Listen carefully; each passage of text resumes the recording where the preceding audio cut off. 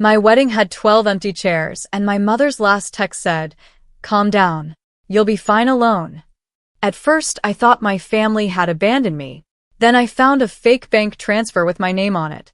Someone was trying to destroy my career, frame me for fraud, and use my own wedding as the perfect setup. But the worst part? The person standing beside the woman behind it all was someone I trusted completely. If you were in my position, would you stay and uncover the truth or walk away? Tell me in the comments, and subscribe if you want to find out what happened next. My wedding began with 12 empty chairs. Not one or two. 12. They were arranged in the front row of Bellwether House in Portland, Oregon, each one reserved for someone from my family. My mother, Eunice Choi, was supposed to sit on the aisle.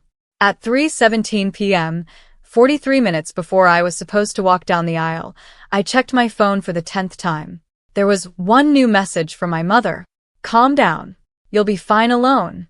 I stared at it until the words stopped looking like English. My name is Olivia Choi. I was 31 and worked as an architectural conservator. I had spent 11 months planning this wedding. I called my mother. Voicemail. I called my father. Nothing. Adrian's phone went straight to voicemail too. "Olivia?" I looked up. My fiancé, Rowan Mercer, stood in the doorway of the bridal suite with 2 glasses of water. He was 34, a civil engineer, and usually the calmest person I knew. "Your family still isn't here?" I held up my phone. "Read it." He took the phone. His eyes moved across the screen. "Maybe she means she'll be there soon." "She doesn't." "You don't know that." "I know my mother." He handed the phone back. "Let me call your brother." "I already did." Rowan stepped closer. "Then we'll wait." That was always his solution. Wait and give people time. At 3:24, the wedding coordinator entered. Tamsin Vale was 46 and impeccably dressed. I had hired her because she had planned several events at Bellwether House. She looked at me. "Olivia, I need you to remain calm." I almost laughed. Why does everyone keep saying that? Her expression tightened. "There has been a complication." "What kind?" She glanced at Rowan before answering. "A financial issue involving the venue." I frowned. "What financial issue?" "There's a temporary review of several payments." "Payments made by me?" "Not exactly." "Then why are you telling me?" Tamsin opened a folder. Inside were invoices bearing my name. I picked up the first page. The signature at the bottom looked like mine. It wasn't. My real signature had a small upward hook at the end of the final letter in Olivia. This one stopped flat. "I didn't sign this." Tamsin's voice stayed quiet. "The bank may disagree." "What bank?" Before she could answer, my phone buzzed. It was my cousin Nari. "Are you sure the wedding is still happening?" I typed back immediately. "Why wouldn't it be?" Her response arrived less than a minute later. "We were told there was a legal problem with the venue. Mom told us not to come." "Your mother told them not to come?" "Apparently." "Call her again." I did. Nothing. Then another message arrived from Nari. "She says you need to deal with this alone." My hands went cold. Tamsin quietly closed the folder. "Perhaps we should postpone the ceremony." "No." "Olivia." "No." "Something is wrong." I walked past her and headed into the main ballroom. The room was ready. White flowers lined the aisle, musicians waited near the windows, and guests whispered at their tables. But the front row was empty. All 12 chairs. A staff member approached me. "Miss Choi, should we remove the reserve signs?" "No." She nodded and walked away. Rowan came after me. "Liv." "Don't." He stopped. I looked at him. "Did you know about this?" His face changed. "About what?" "My family." "No." "Did Tamsin speak to you before today?" He hesitated. "Yesterday." My stomach tightened. "What did she say?" "She asked whether the wedding account was mine." "And?" I told her yes. "Why would she ask you that?" "I don't know." That answer bothered me. At 3:41, Rowan's phone rang. He looked at the screen. Then he walked away to answer it. I watched him from across the ballroom. He spoke for less than a minute. When he returned, he was pale. "Who was that?" "My bank." "What did they want?" He looked at Tamsin. She was standing near the entrance. I need to step outside. Rowan, I'll be back. I followed him into the hallway. What's happening? He turned around. There's been an unauthorized transfer. From your account? Yes. How much? He didn't answer. Rowan, how much? $86,400. I stared at him. That's impossible. I know. Did you make the transfer? No. Then who did? He shook his head. I don't know. Behind us, Tamsin spoke. Olivia, please come back inside. I turned. Did you know about this? She didn't answer immediately. That pause told me more than her words could have. You knew. I knew there was a review. You knew about the transfer? I knew there might be one. How? Tamsin folded her hands. Because your family has been asking questions. What questions? She looked toward the empty ballroom. About you. I felt my pulse rise. What did my family think I did? That isn't what I said. Then tell me what they thought. Tamsin looked directly at me. They believe someone was using your wedding to move money. For several seconds, neither of us spoke. Then my phone buzzed again. This time it was an email. The sender appeared to be my mother. The subject line read, "Do not contact us." I opened it. Olivia, don't come home. Don't call anyone. Let this happen. There was an attachment. A bank statement showing an $86,400 transfer under my name. But the date stopped me. The transfer was dated tomorrow. Not today. I looked at Rowan. What? My mother never writes like this. Tamsin's face went still. I looked at the sender address. It was almost identical to my mother's real email. Almost. One extra letter. Then I noticed something else. The attachment had been created at 10:12 that morning. The exact time my mother had sent me the text telling me I'd be fine alone. I looked toward the empty chairs. For the first time, I stopped thinking my family had abandoned me. Someone had wanted me to believe they had. And whoever that person was had already planned what would happen next. At 4:02 p.m., I stopped looking at the 12 empty chairs and started looking at everyone who was still in the room. That changed everything. I was an architectural conservator by profession. I spent my days studying cracks, altered documents, and small inconsistencies that told me when something had been changed. The wedding had been the first place where I ignored those instincts. Now I couldn't. I turned to Rowan. Show me your bank notification. He unlocked his phone. The transfer was listed as pending. Recipient, Vail Strategic Events LLC. I looked at Tamsin. That's your company. My company handles event payments. I never authorized this. That's what the review is trying to determine. Who reported us? I can't discuss an active financial review. Rowan stepped between us. Tamsin, if this is serious, call the bank. I already have. When? This morning. I looked at Rowan. You knew. I didn't know about the transfer. I knew Tamsin wanted to verify some payments. And you said nothing. I was trying not to ruin your wedding morning. I wanted to believe him, but my phone buzzed before I could answer. It was my cousin Nari. Are you sure the wedding is still happening? I typed, why wouldn't it be? Her response came a minute later. She said if we came, we'd make things worse for you. Something was wrong with that sentence.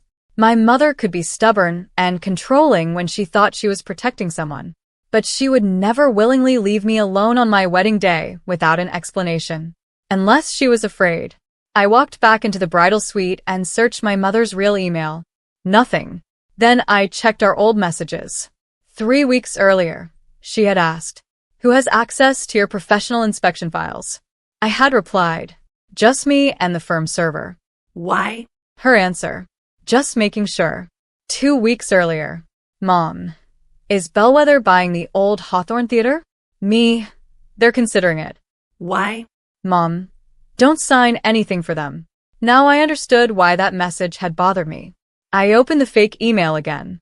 The bank statement contained a transaction dated tomorrow, yet the file had been created that morning.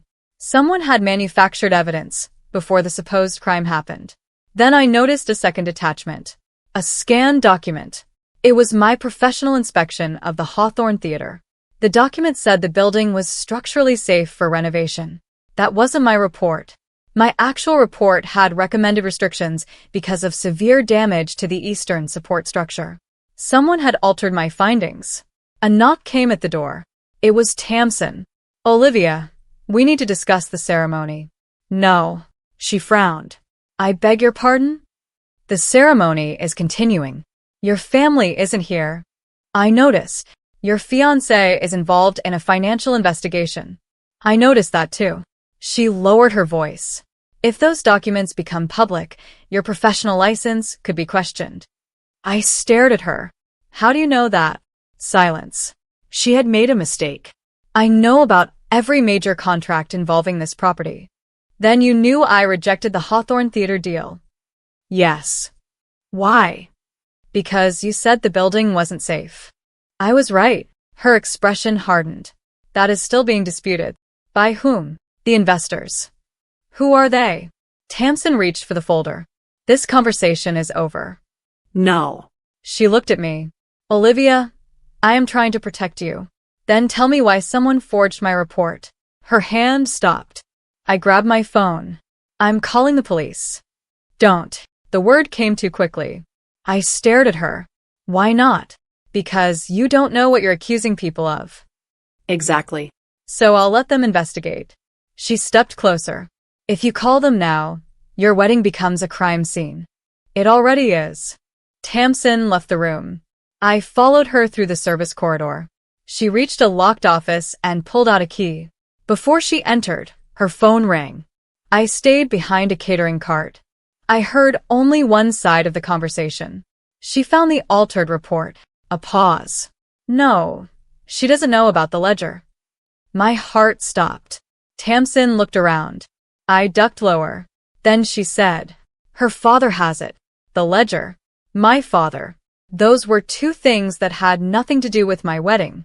Unless the wedding had never been the real target. I returned to the ballroom. Rowan was standing near the windows. Where were you? Looking for answers. Did you find any? Not enough. He looked at me carefully. Olivia, I need to tell you something. This morning before I came to the venue, I met someone. Who? A man named Calder Voss. I didn't recognize the name. Why? He said he worked for the investment group behind Bellwether House. What did he want? Rowan looked toward Tamsin's office. He asked whether your family had the original Hawthorne inspection. I felt the room go quiet. What did you tell him? Nothing. He nodded. Then his phone buzzed. A new message appeared. You should have listened to us. Get Olivia out before she learns what her father kept. Rowan showed it to me. I looked at the sender. Unknown number. Then another message arrived. Don't trust Tamsin. For the first time, I realized there might be more than one person controlling what happened next. And somewhere in Portland, my father was carrying something powerful enough to make strangers threaten my wedding, my career, and my family. I had one question left. What was in that ledger? At 5:06 p.m., I left Bellwether House without telling Tamsin where I was going. Rowan came after me. Where are we going? To my parent house. He caught up beside the car. Olivia, wait. If my father has something people are willing to threaten us over, I need to know what it is. I'm coming with you. I studied him for a moment. You told me about Calder Voss. You showed me the message. But there's still something you haven't told me. His face tightened. Why did Calder know your name? He looked away. That was answer enough. What happened before today? Nothing that matters. Rowan. He exhaled. Calder approached me 6 weeks ago. 6 weeks. He asked me to review some structural documents for the Hawthorne project. You never told me. Because I declined. Why? Because the documents were incomplete. I stared at him. What else? He offered me a consulting contract. How much? $30,000. My anger rose. And you didn't think I should know? I didn't take it. That isn't the point. I know. For the next 20 minutes, we drove in silence. My parents lived in a quiet neighborhood east of the river. By the time we reached their house, the sky had darkened. The front door was locked. I knocked. No answer. I called my mother. Voicemail. Then my father. Voicemail. I tried the handle. It opened. Dad. Nothing. The house looked normal at first. Shoes by the door. A half-finished cup of tea in the kitchen. My mother's reading glasses on the table. But the kitchen clock had stopped. 10:12. The same time shown on the fake email. I walked closer. The clock wasn't broken. Someone had removed the battery. Rowan, I said quietly. He came beside me. Someone was here. I checked the hallway. A picture frame lay on the floor. Behind it was a small scrape on the wall. I opened the coat closet. My father's winter coat was missing. His passport was gone too. My mother's suitcase was missing. They left, Rowan said. Maybe. I walked upstairs. My mother's bedroom was untouched except for one drawer. It had been emptied. I opened her desk. Inside was a small black notebook. The first page contained dates. March 4th, March 11th, March 18th. Every date had one name beside it. Tamsin Vale. I flipped faster. Payments. Company names. Property addresses. Then I found one sentence written in my mother's handwriting. Do not let Olivia sign anything connected to Bellwether. I sat down. My mother had been investigating Tamsin for weeks. A floorboard creaked downstairs. I froze. Rowan whispered. Did you hear that? We moved toward the stairs. A shadow crossed the hallway. Then the front door slammed. I ran outside. A dark sedan was already turning onto the street. I couldn't see the driver. But something had been left on the porch. A white envelope. My name was written across it. I opened it. Inside was a photograph of my father standing outside Bellwether House. The date printed on the corner was 3 weeks earlier. On the back, someone had written, Your mother knows about the ledger. Your father knows where it is. Below that, ask him before they do. My hands shook. Who are they? Rowan looked at the photograph. I don't know. There was another line beneath the message. Check the place where your father keeps things he cannot afford to lose. I knew exactly where that was. My father had owned a small storage unit near the Portland waterfront for more than 20 years. He called it his archive. We drove there immediately. The storage facility was nearly empty by 6:02 p.m. The manager, a tired man named Felix Arden, recognized my father's name.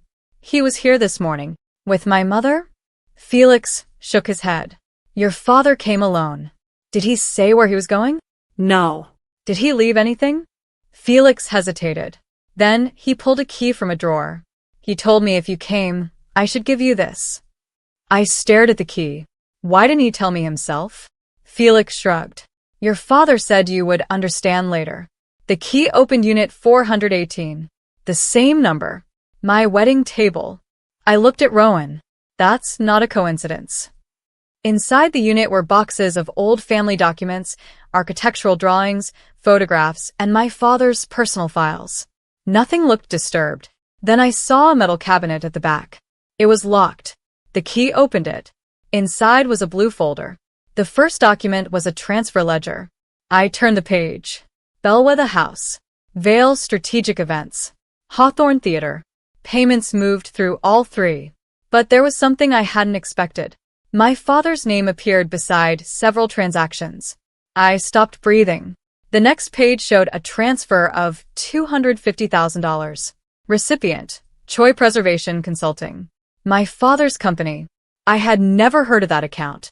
The transfer was dated 2 years earlier. That was before I had even met Rowan. My father had apparently received money from a company controlled by Tamsin. Maybe your father was investigating them, Rowan said. Then why take the money? I kept reading. The payments continued for months.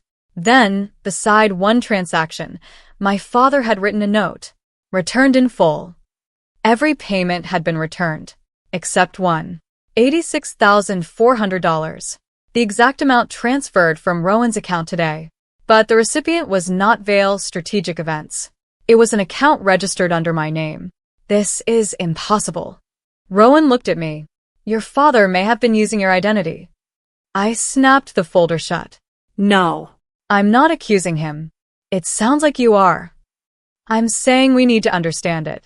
A sound came from outside. The storage unit door began to close. I grabbed the handle. Someone had pulled it from the other side. Hey! Rowan shoved his shoulder against the door. The lock clicked. We heard footsteps running. Rowan forced the door open. A man in a dark jacket was disappearing around the corner. I ran after him. He dropped something near the exit. A phone. I picked it up. The screen was unlocked. There was one open message. From Tamsin. Did you find the ledger? Then another message appeared. Don't let Olivia see the second file. My blood ran cold. The blue folder had a hidden compartment. Inside was a second file. The first page contained a photograph of me at the Hawthorne Theater. I was standing beside my father. The date was 18 months ago. I remembered that day.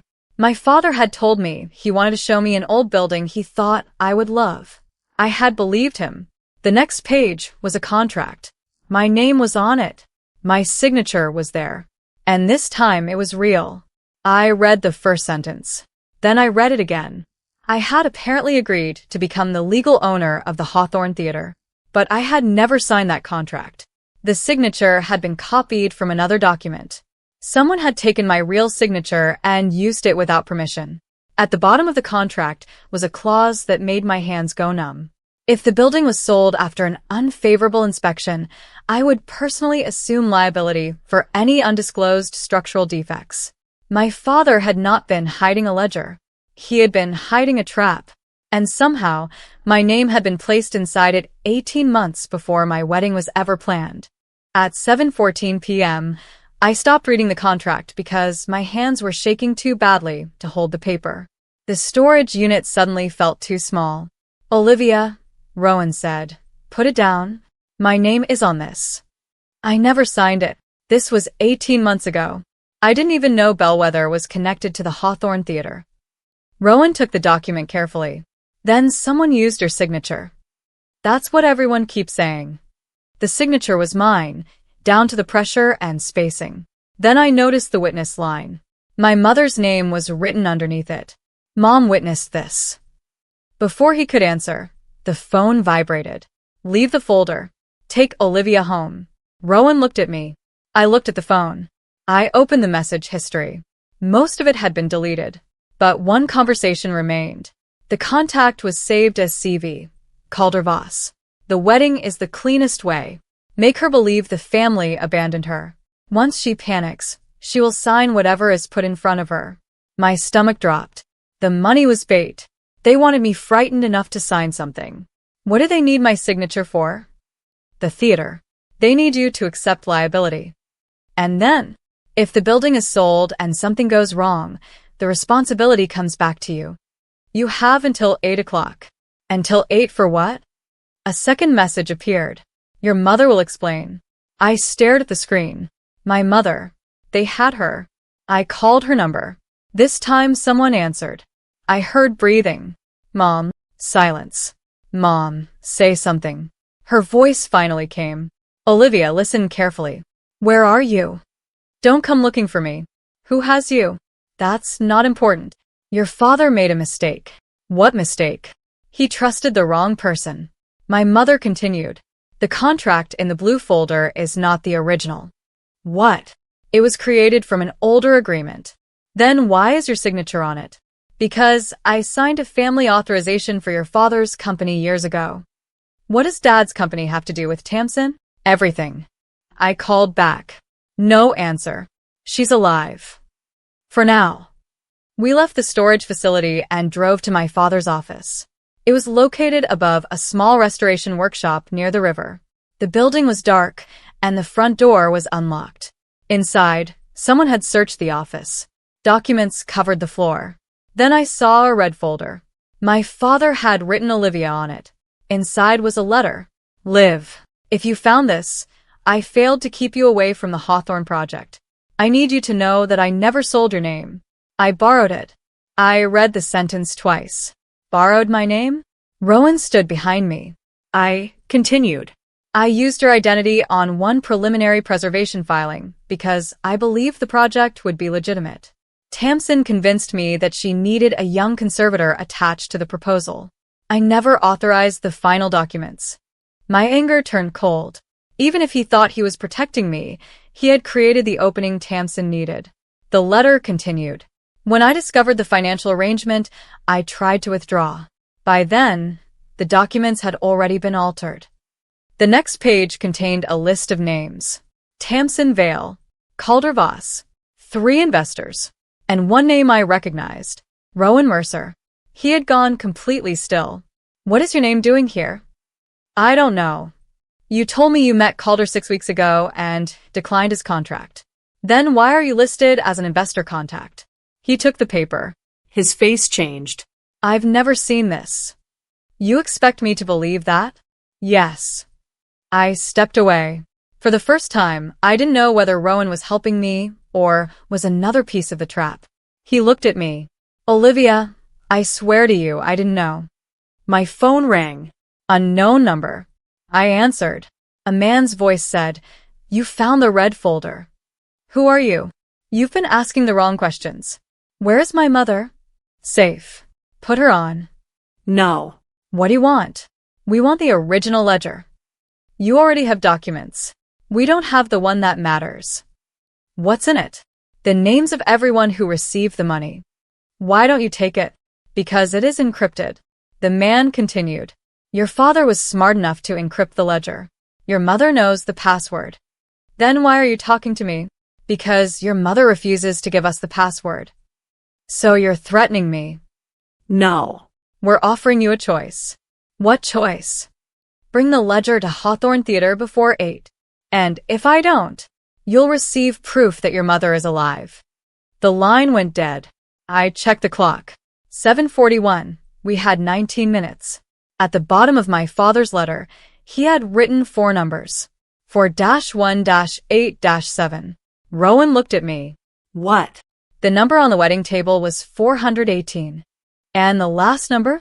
7. He frowned. I remembered the locked accounting room at Bellwether, the scratch number, the storage unit, the wedding table, all connected. I checked the phone again. The message history contained one unsent draft. The key is not the key. The room is the key. What room? Rowan suddenly looked at me. The old accounting room. No. We already searched the place. Not properly. He grabbed his coat. Where are we going? To Bellwether. We reached the venue at 7:56. The ballroom was dark, but the wedding flowers were still there. I ran upstairs. The old accounting room was locked. The brass key failed, so I entered 4187 into the electronic panel. A click sounded, and the lock opened. Inside was a metal desk with a single envelope bearing my name. There was a photograph. My mother was sitting in a chair, alive. Behind her stood Tamsin. Beside Tamsin was Rowan. The photograph was dated 6 weeks earlier. I turned toward him. He had stopped in the doorway. Olivia, he said. I couldn't speak. He looked at the photograph. I can explain. I took one step backward. Then start explaining why you were standing beside Tamsin 6 weeks before you told me you first met her. I couldn't move. The photograph was still in my hand. My mother was sitting in a chair. Tamsin stood behind her. And Rowan stood beside them. The date on the photograph was 6 weeks earlier. I looked at Rowan. You told me you met Calder 6 weeks ago. I did. You were lying. I wasn't. You're in this photograph. I know. That isn't an answer. Rowan stepped into the room. Olivia, please listen. No. He stopped. You have 10 seconds to explain why you were meeting Tamsin before you ever told me she existed. His jaw tightened. I was investigating her. I almost laughed. Investigating her for whom? My company. Your company doesn't investigate wedding planners. No. Then who? He looked at the photograph again. The State Financial Crimes Unit. I stared at him. For several seconds, neither of us spoke. You're an informant? Not exactly. Then what? I was asked to help identify how money was being moved through the Hawthorne project. And you never told me. I couldn't. You were going to marry me while secretly investigating my family? I was not investigating your family. You stood beside Tamsin. To get close to her. Then why did she trust you? She didn't. He took out his wallet and showed me an identification card. It belonged to a private forensic accounting consultant named Rowan Mercer. The credentials were legitimate. But the card wasn't what convinced me. He opened an encrypted folder on his phone. Inside were photographs of Tamsin meeting investors, bank transfers, copies of contracts, and one photograph of my father handing a blue folder to Calder Voss. I stared at it. When was this? 4 weeks ago. Why didn't you show me? Because your father asked me not to. I felt my anger rise again. Everyone knew except me. That wasn't the plan. What was the plan? Your mother wanted you protected. My mother was kidnapped. She wasn't. I froze. What? Rowan lowered his voice. She went into protective custody voluntarily. No. She knew Tamsin was watching her. That photograph was staged. I looked at it again. My mother was sitting upright. There were no restraints, no injuries, nothing that proved she had been held. I hated how quickly the explanation made sense. Then I remember her phone call. She had said, "Your father made a mistake. Not they have me." She had been trying to keep the investigation alive. Where is she? I don't know. You expect me to believe that? I haven't seen her since yesterday. Then why did the man on the phone say she was being held? To make you bring the ledger. I looked down at the envelope. Where's the ledger? Rowan pointed toward the desk. That's what they want. I opened the envelope. Inside was a small USB drive. A handwritten note was attached. Don't trust the ledger. Trust the key. I frowned. The key is not the key. Rowan looked at the note. Your father left this? I think so. I inserted the USB drive into my laptop. A video opened. My father appeared on screen. He looked tired. Liv, if you're watching this, you found the accounting room. He paused. I need you to understand that the ledger is not the evidence they fear. I leaned closer. The evidence is the password. The video continued. Tamsin believes the ledger is encrypted. It isn't. I created a false encryption layer, so she would think she needed your mother's password. I stared at Rowan. My father continued. The real information is hidden inside the transaction descriptions. The video stopped. I opened the ledger file. Every payment had a description. At first they looked ordinary. Event deposit, consulting fee, property review, legal expense. But the first letters formed a pattern. I wrote them down. C-A-L-D-E-R-V-O-S.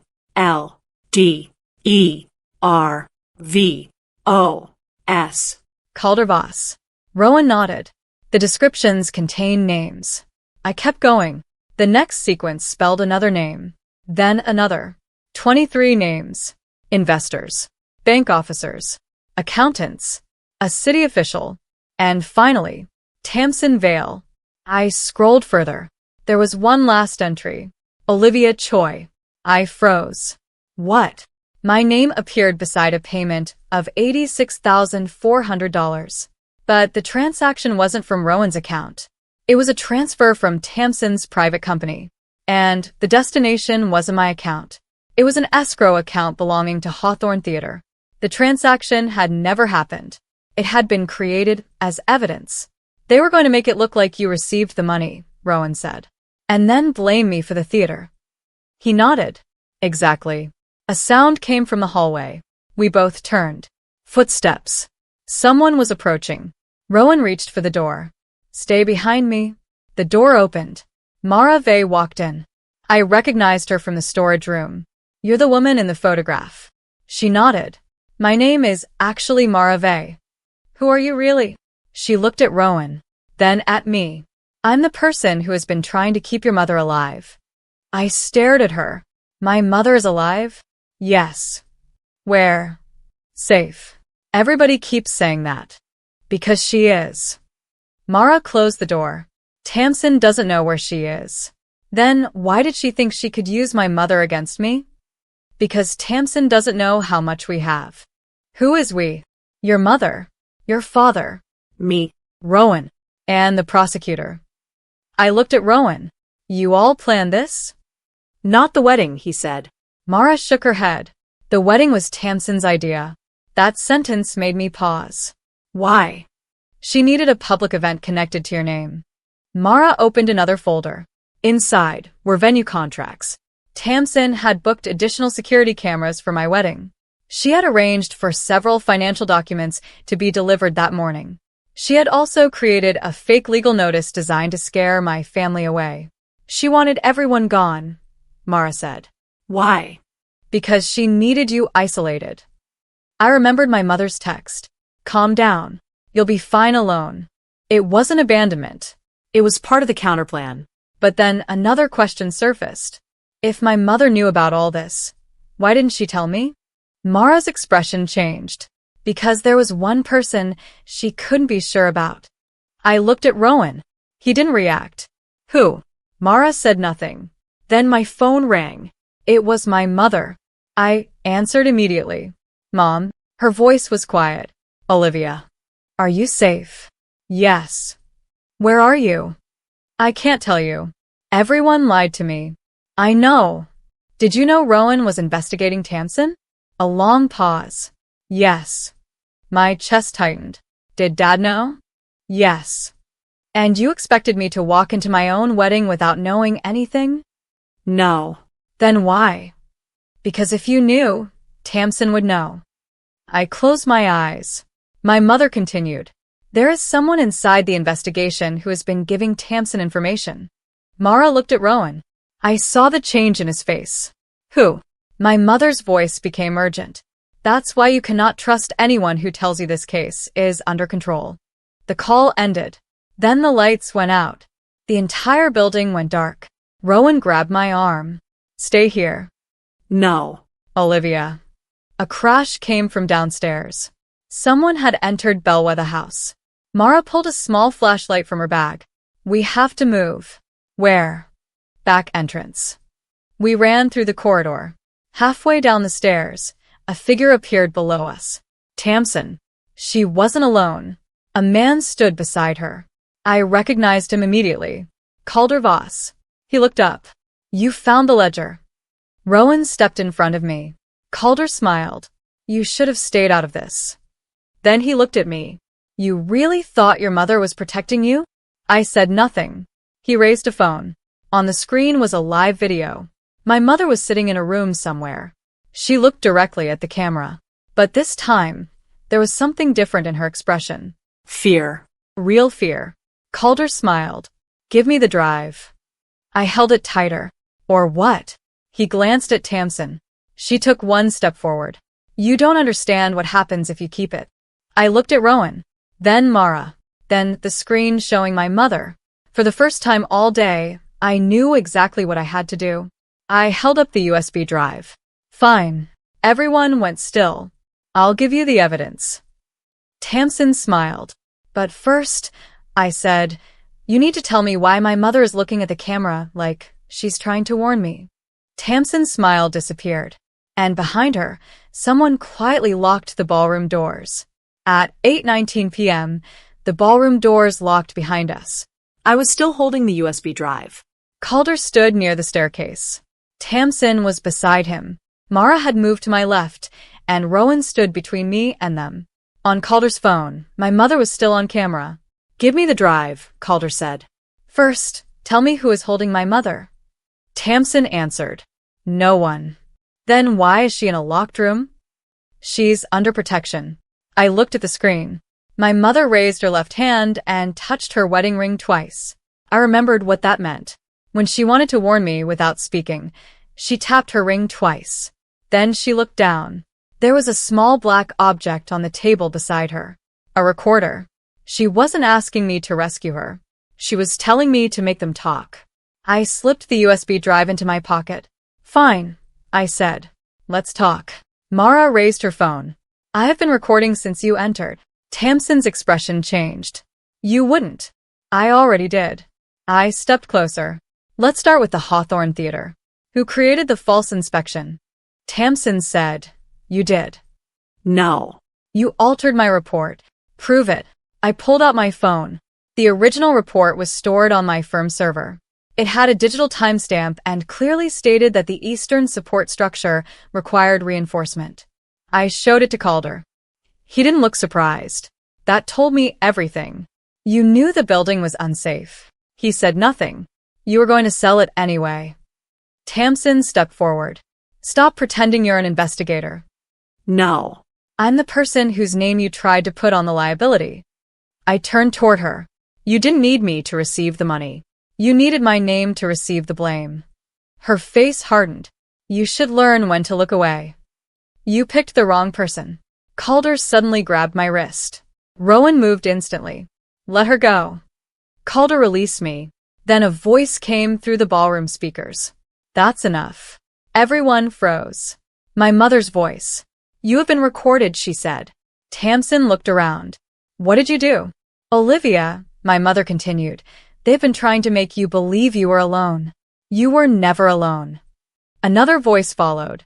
Olivia, this is Deputy District Attorney, Celeste Arden. I recognized the name from the recording at my parents' house. We have warrants for the arrest of Tamsin Vale and Calder Voss. Calder backed toward the door. Locked. The ballroom doors opened.